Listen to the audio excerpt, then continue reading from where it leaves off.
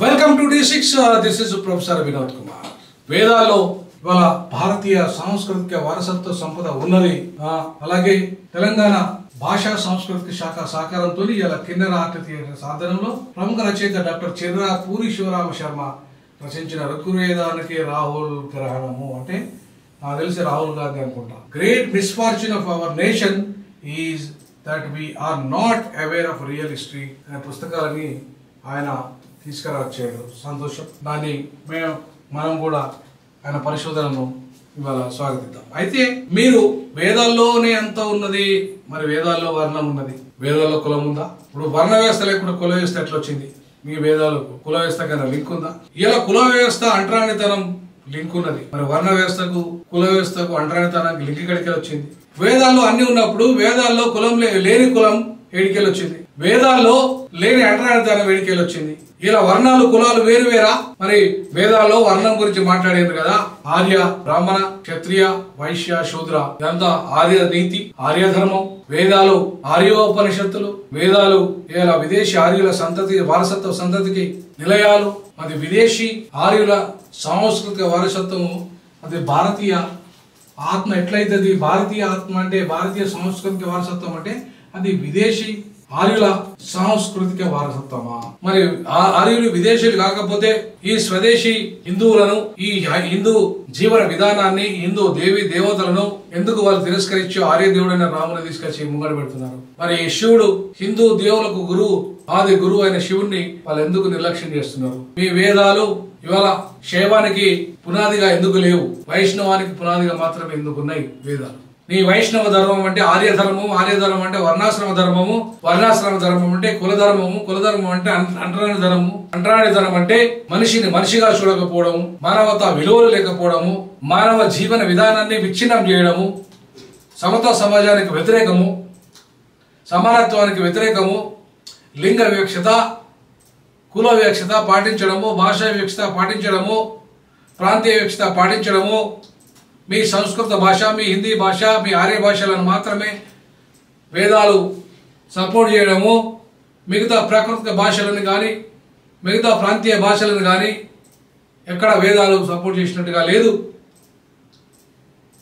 మరి వేదాలు భారతీయ ఆత్మ అంటే భారత అనే పదం కూడా విదేశీ పదమే. ఇండియా అనే పదం ఎట్లయితే విదేశీ పదమో భారత అనే పదం విదేశీ పదమే. హిందూ అనే పదమే స్వదేశీ పదం. జై హింద్ అంటాం మేము, జై భారత్ అనం, జై ఇండియా కూడా అనం, జై హింద్ అంటాం. ఈ సమాజంలో జై హింద్ అనే ఉన్నది. జై భారత్ అవసరం లేని పదం, జై ఇండియా కూడా అవసరం లేని పదం. ఇలా హిందూస్ అంటే హిందూ అంటే ది వే ఆఫ్ లైఫ్, జీవన విధానం, మానవుల జీవనం. ఈ భూభాగంలో, ఈ హిందూ భూభాగంలో, ఈ హిందూ ఇండస్ భూభాగంలో ఏ మనుషులైతే నివసిస్తున్నారో, భాషలు వేరైనా, వివిధ భాషలు, వివిధ కులాలు, వివిధ మతాలు, వివిధ ప్రాంతాలు, వివిధ సంస్కృతులు, ఆ సమ్మేళనమే ఇలా హిందూ సమ్మేళనం. హైందవ సమ్మేళనం కాదు, భారతీయ సమ్మేళనం కాదు, వేద సమ్మేళనం కాదు. వేదాలు భారతీయ అంటే విదేశీయుల సాంస్కృతిక వారసత్వం కావచ్చు, కానీ మా వారసత్వం హిందూ వారసత్వం. మా వారసత్వము ఆది భారతీయుల వారసత్వం. భారతీయులు అంటే ఆ పదం కూడా మళ్ళీ వాడదు. అది హిందువుల వారసత్వం. మా వారసత్వం సెక్యులర్ వారసత్వం. మా వారసత్వము వర్ణాశ్రమ ధర్మం లేని వారసత్వం. మా వారసత్వము కుల ధర్మం లేని వారసత్వం. మా వారసత్వము అంటరాని ధనం లేని వారసత్వం. మా వారసత్వము ఎలాంటి వివక్షత లేని సమాజం మా వారసత్వం. అదే హిందూ సమాజం, అదే హిందూ జీవన విధానం, అదే సమైక్య హిందూ జీవన విధానం.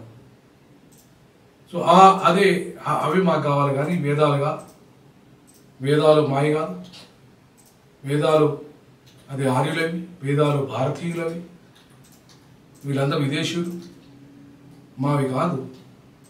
సో వేదాలు భారతీయ ఆధ్యాత్మిక వారసత్వం కావచ్చు కాక, ఎందుకంటే విదేశీయుల వారసత్వం, కానీ స్వదేశీయుల వారసత్వం కాదు. ఈ స్వదేశీ హిందూ వారసత్వం వేదాలు కాదు. వేదాలు స్వదేశీ హిందూ వారసత్వ కాదు. ఈ విషయంలో మీ కామెంట్స్ కూడా తెలియజేయండి. జై భీమ్, జై పులే, జై పెరియార్, జై హింద్.